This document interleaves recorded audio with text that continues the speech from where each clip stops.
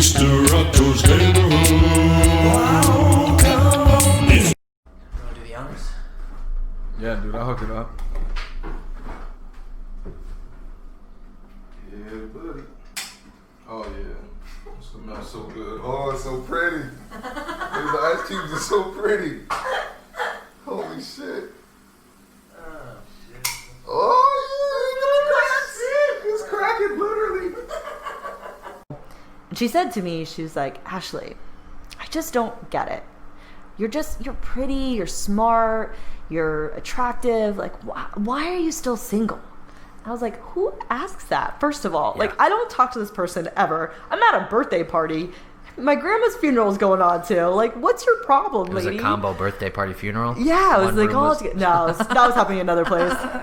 But that's how I like introduce it, and it's just this like, stop asking people that. It's not appropriate, and like there's no response they're gonna give you. Like if they knew the answer, they probably wouldn't be single then, right? Like if I knew how to answer that question, then I'd probably be in a relationship. But like I don't know how to answer that question. Yeah.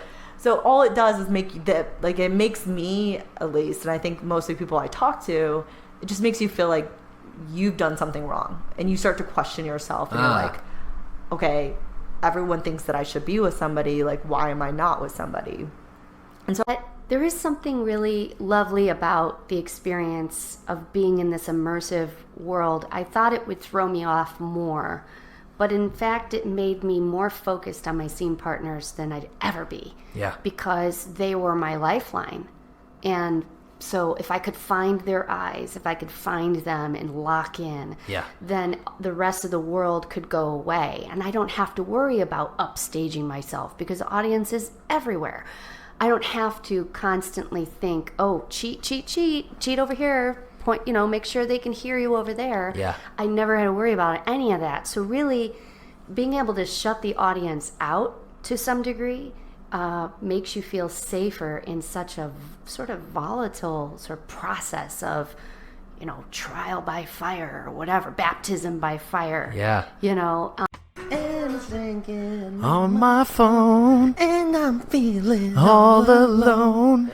What to do? But just call me. I've been told for years, my sister tells me every time I sing, she goes, "You're a terrible singer." And I don't believe her. We're always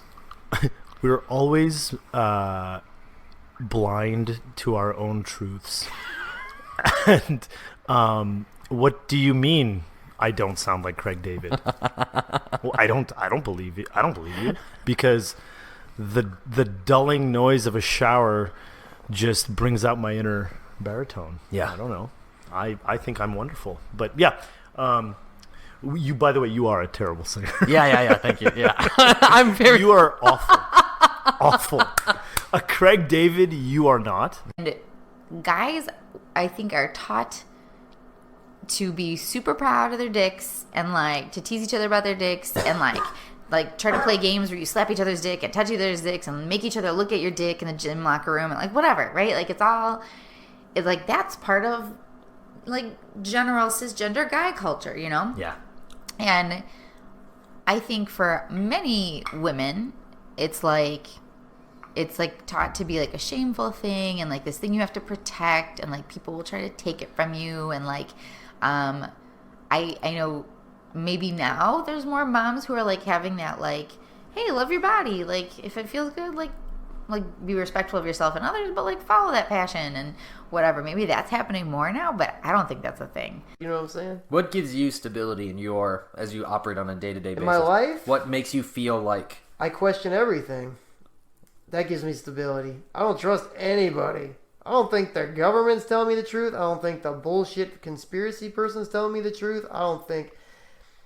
I think even people with facts usually have some kind of personal bias. Like a lot of science has a lot of personal bias in it. Yeah. Like we just talked about the medicine thing. Like with all like doing with men and stuff. How it's mostly on men. Sure. Like that stuff. Like you can't sit there. It might not necessarily be a lie, but it's definitely biased towards a specific. Yeah, I'm not saying. No, I see what you're saying. There's always parameters. Everything operates within the parameters it's set up in. Like you can only have so many theories that don't exist inside your parameters and stuff like that. Yeah. Like, so I think I just know I question everything, and that gives me solace. Actually, before we even begin talking about other things, I would like to say that Chip has a book called Half Baked History that is available on Amazon.com now. If we had a video, I would show you. I actually had the book sitting on the table, and I was going to surprise you with it, as I did today, right now. This was found out. So I've already told you this, but it was Christina. You and Christina decided to spite buy this book on on Amazon. So I would have to file taxes. I want to tell everyone that Saurabh was Midwestern's first intramural player coach in the history of Midwestern intramural basketball. Saurabh played, and then while playing would coach us, and then when he would sub himself out, he would then continue to coach us from the bench. Once me and two friends showed up late to the game because we were drinking some beers pre-game, and we got there late, and because we weren't there for shoot-around, we were benched for the beginning of the game. We were normally starters, and we're told by our coach/player, Saurabh Bagai, that we couldn't start in the game. Listen, of where we were getting $0 as a salary. If you don't come there in a professional manner and attire, I mean, there's an audience, man. Yeah. You have there's sometimes little kids, sometimes babies being yeah, babysat. sometimes babies being babysat. I mean, you got to take it seriously, man. You got to take it seriously. Yeah. But, no, those were fun days. I think mental health issues over the years have increased, right? And that's even debatable too, right? Because like people are saying, like, have they really increased, or are we just more aware of it? Yeah. Either sure. way, whether they haven't increased or not, they're still as high as they've ever been. However, more people are in therapy now, and more people are taking medication, and more people are dying by suicide, right? So something's fucked up, right? Like something's wrong here with the way that we're thinking about this issue. It's not just like I think the social component plays a much bigger role than we think. So going back to what I was saying earlier is like I subscribe to this idea that, you know, our society is what's sick. And my producers is telling me that is this true? We are connected with Real Sneaky Like. Welcome, Real Sneaky Like, to Dr. Fix Me. First, it was your pizza with I can't believe it's not delivery, it's DiGiorno. Then it was your butter with I can't believe it's not butter. Now, in the newest innovation of oops, we tricked you, comes Real Sneaky Like, the shoe made of anything but shoe material.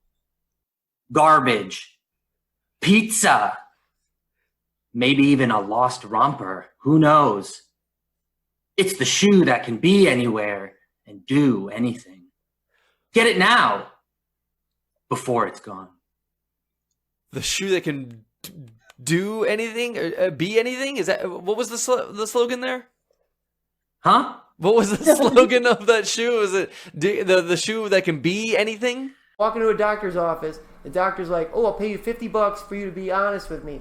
You go, cool. They're like, how many times a week do you have sex? And you go, 6, or 2, or 1, even though it's 0 or some shit, because you don't like the way it sounds coming out of your mouth. Yeah. So people are lying on all this fucking data Sure. because they don't like the way it sounds out loud. You know what everybody says? Think it, don't say it. That shit's fucking y'all up, man. Y'all are letting all these people think all this shit and not say it, and then you're getting this lied-ass poll data. You know what I'm saying? You create a community where no one feels safe to speak their honest thoughts, and then you're finding out that your facts aren't facts. And it's like, oh shit, oops. Like, you gotta let people say all the fucked up things they're thinking, otherwise they're just gonna think it themselves and then Google it and then vote the way you don't think they're voting. Yeah. It's like, you have to figure out who the fuck you're... Like, you would much rather know who you're fucking living with than just thinking you're living in a perfect society. Is needed. Yeah, man. Improv and music, the only things that will save us all if everybody took a risk to do them. I think that's the other thing, too, with both of the things that we're doing. Is people don't like...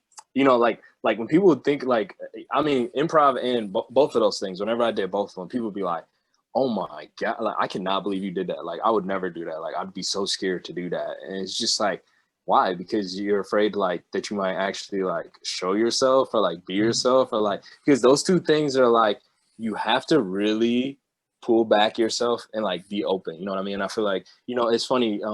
Like I was thinking about that with Game of Thrones a little bit. Like I honestly am never gonna stop talking about this. I was telling my sister, I was like, "You fucked up, bro, that I started watching this shit because I'm gonna be sending you a GIF or a meme every day for the next 3 months." But like in that show, I was thinking about like all these houses that are fighting against each other. It's like they're squabbling while these fucking outside monster White Walkers are about to fuck them up, and it's like you're going to get destroyed if you keep squabbling in your little bullshit. There are bigger things and bigger problems at hand. So stop fighting and look at what there's like. We're being manipulated by the media and fucking all this social media shit that nobody even understands. And there's government people trying to take your soul and tell you like what you should believe in and care about. And it's like, you get confused about what you should believe in. You lose yourself and your own soul because you think you should be fighting for these dumb fucking causes that you don't even care about, when you should be, I think for me at least, trying to figure out what the fuck I'm about and who I am as a person to be the best to fight these goddamn White Walkers. And it's like I